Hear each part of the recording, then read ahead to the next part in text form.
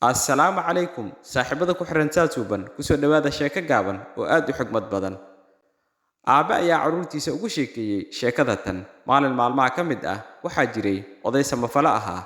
Odaygii asaga oo socda waddada wuxuu arkay sac la lisaya oo aad u caano badan oo lagu sheekaysanaya in naasaheedii marnaba aan ka go'aynin caanaha. Odayga waxaa deris la ahaa oday kale oo sabool ahaa oo u joogta 7 gabdhood uuna u heli karin wax cunto ah. Lo'dii waxa uu la jeclaaday odaygii waxaana uu go'aansaday in uu soo iibiyo kadibna uu siiyo odaygii deriskiisa ahaa ee saboolka ahaa. Ninkii samafalaha ahaa lo'dii waa uu iibsaday kadibna waxa uu u hadiyeeyay odaygii deriskiisa ahaa ee saboolka ahaa. Aad ayay u farxeen waxaana ilisan jireen maalintii 3 jeer. Qaar waa ay cabi jireen qaarna waxa ay iib u geyn jireen suuqa. Muddo dheer kadib waxaa la gaaray xilli jiilaal ah. Tuuladii waxaa laga waayay wax biyo ah. Odaygii samafalaha ahaa waxa uu go'aansaday in uu reerkiisa u keeno waxoogoo biyo ah. Waxaana biyo loogu tilmaamay meel aad u fog. Meeshaasi waxaa ku yaalay god aad u dheer oo halis badan balse biyo ay ku jiraan. Odaygii samafalaha ahaa waxa uu soo aaday godkii waxaana uu horay u soo kaxeeyay qaar ka mid ah carruurtiisa waxaana ay yimaadeen godkii korkiisa. Odaygii waxa uu galay godkii asaga oo doonaya in uu biyo u keeno reerkiisa. In muddo ah markii uu ku jiray godka oo uu soo bixi waayay, carruurtii waxa ay go'aansadeen in uu aabbahood geeriyooday. Carruurta ma aysan ahayn carruur wanaagsan oo aabbahood baari u ah. Si dhaqso ah ayay u soo aadeen gurigii waxaana ay go'aansadeen in ay kala qaybsadaan dhaxalkii aabbahood.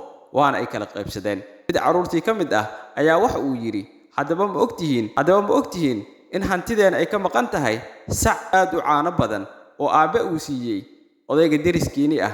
Waxaana ay yiraahdeen sacaasi anaga ayaa xaq u leh waana in aan ka soo ceshanaa odaygu uu aabbe siiyey. Odaygii ayay soo aadeen waxaana ay ku yiraahdeen saceena sii.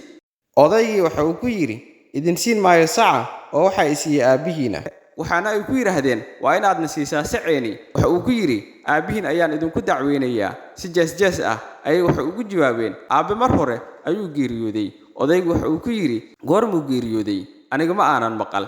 Waxaana ay ku yiraahdeen waxa uu ku dhacay godkii halista badnaa ee laga soo qaadan jiray biyaha. Odaygii waxa uu ku yiri godka meesha uu ku yaalo hal isoo tuso siciinan iska qaata. Odaygii waxa uu soo qaatay xarig aad u dheeraa waxaana la keenay godkii. Xariggii waxa uu ku xirtay geed weyn oo meesha ku yaalay waxaana uu soo qaatay dab. Godkii ayuu galay waxaana uu ku shiday dabkii. In muddo ah markuu dhex socday waxa uu dareemay cod aad u liita. Waxaana uu raacay codkii waxaana uu kor tagay saaxiibkiisii oo nafti ka sii bixaysa. Biyo ayuu u soo daray waana uu siiyey. Waa uu soo qaaday waxaana uu keenay gurigiisii.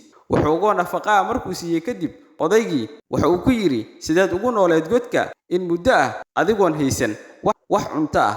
Odaygii waxa uu ku yiri 3 maalin markii aan ku jiray waxa aan dareemay gaajo aad u daran waxaana aan gaaray in ay iga sii baxdo nafsadda.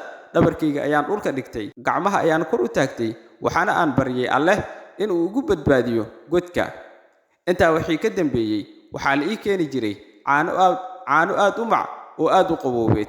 Waana aan cabi jiray mana aan arki jirin weelka lagu keeno maadaama uu ahaa godka mugdi. Laakiin 2 maalin ka hor ayaan waayay caanihii la ii keeni jiray.